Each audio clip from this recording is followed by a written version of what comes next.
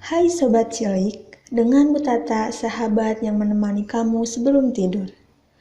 Untuk sahabat cilik, jika ada permintaan mendengar dongeng lainnya, silahkan tulis judul dongeng di kolom komentar ya. Dan jangan lupa klik tombol like, share, dan subscribe ya. Selamat mendengarkan. Pedagang yang tamak. Di India ada sebuah kota bernama Sultanpur. Pada suatu masa, hiduplah dua pedagang keliling yang menjual perkakas yang terbuat dari kuningan. Kedua pedagang itu memiliki watak yang berbeda. Pedagang yang pertama merupakan orang yang tamak dan rela melakukan hal-hal yang tidak baik demi mendapatkan keuntungan yang besar. Sementara pedagang kedua merupakan orang yang sabar, rajin, tekun, jujur, dan baik hati. Suatu hari, pedagang tamak melewati seorang nenek dan cucunya. Sang nenek memanggil dan menghampiri pedagang itu, lalu berkata, "Cucuku ingin perkakas makan baru. Maukah kau menukar perkakas itu dengan mangkuk tuaku ini?" Si pedagang mengamati mangkuk tua si nenek dengan seksama. Ia membatin, mangkuk ini terbuat dari emas. Harganya pasti mahal sekali. Tapi sepertinya nenek ini tidak mengetahuinya. Muncul niat jelek di hati si pedagang tamak. Ia ingin mendapatkan mangkuk itu dengan harga yang murah, dengan memanfaatkan ketidaktahuan si nenek. Ia berkata kepada si nenek, "Mangkuk ini tidak ada harganya karena terlalu tua. Tapi kalau kau mau, aku akan menukarnya dengan sendok." Si nenek mendesah kecewa. "Apakah tidak terlalu murah? Mangkuk ini merupakan warisan dari suamiku," katanya. "Kalau tidak mau, ya sudah," sahut si pedagang tamak pura-pura cuek. Ia berjalan pergi meninggalkan si nenek. Tapi dalam hati ia berencana untuk kembali menemui nenek keesokan harinya. Tidak lama kemudian, pedagang yang jujur melewati tempat si nenek dan cucunya. "Hai, maukah kau menukar mangkuk tua ini dengan peralatan makan yang kau jual?" tanya nenek kepada si pedagang jujur. Pedagang tersebut mengambil mangkuk antik dari tangan nenek, lalu mengamatinya dengan teliti. Kuningnya tampak berkerut-kerut. Setelah selesai, ia berkata kepada si nenek, "Mangkuk ini terbuat dari emas. Harganya sangat mahal. Semua barang yang aku bawa ini tidak akan cukup untuk membayarnya." "Tidak apa-apa," jawab si nenek sambil tersenyum. "Ambillah mangkuk itu dan berikan aku perkakas makan dengan jumlah yang pantas." "Baiklah, aku berikan semua barangku dan uangku," jawab si pedagang. Setelah berterima kasih, ia pun berpamitan kepada si nenek. Keesokan harinya, si pedagang tamak kembali mendatangi si nenek. Ia hendak menawar mangkuk yang kemarin hendak dijual oleh si nenek. Namun betapa kecewanya ia saat mengetahui bahwa mangkuk berharga itu sudah dijual kepada pedagang lain. Ia menyesal sekali karena bersikap tamak, sehingga akhirnya malah gagal mendapatkan mangkuk emas yang dijual oleh si nenek. Ia pun pulang dengan langkah gontai.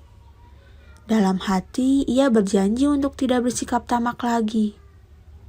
Sementara itu, si pedagang jujur hidup berkelimpahan setelah menjual mangkuk emas yang diterimanya dari si nenek.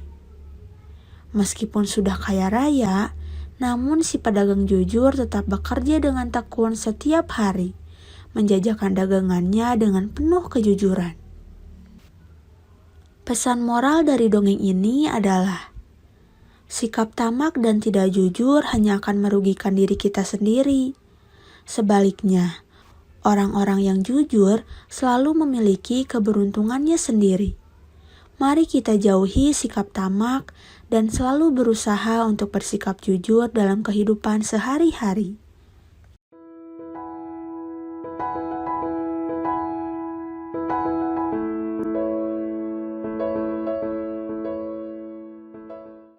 Hai Sobat Cilik, dengan Bu Tata, sahabat yang menemani kamu sebelum tidur.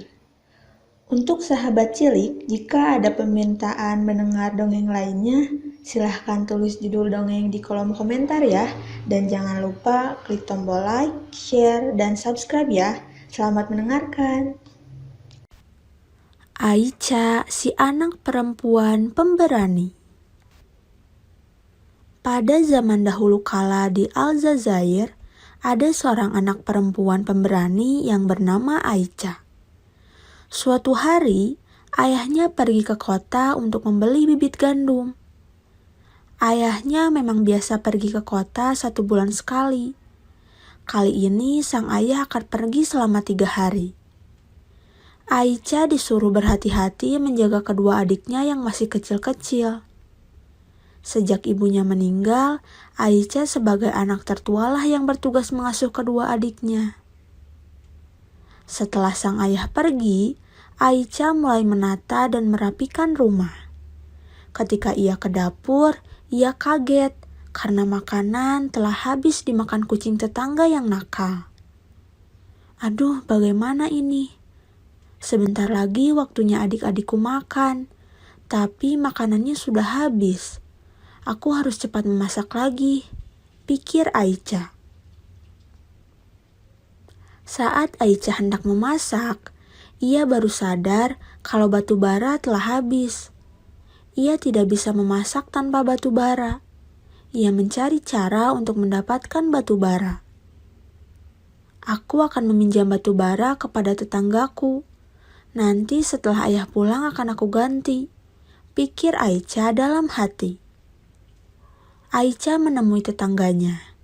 Ia sudah mendatangi 3 rumah, tapi tidak ada satupun yang punya batu bara.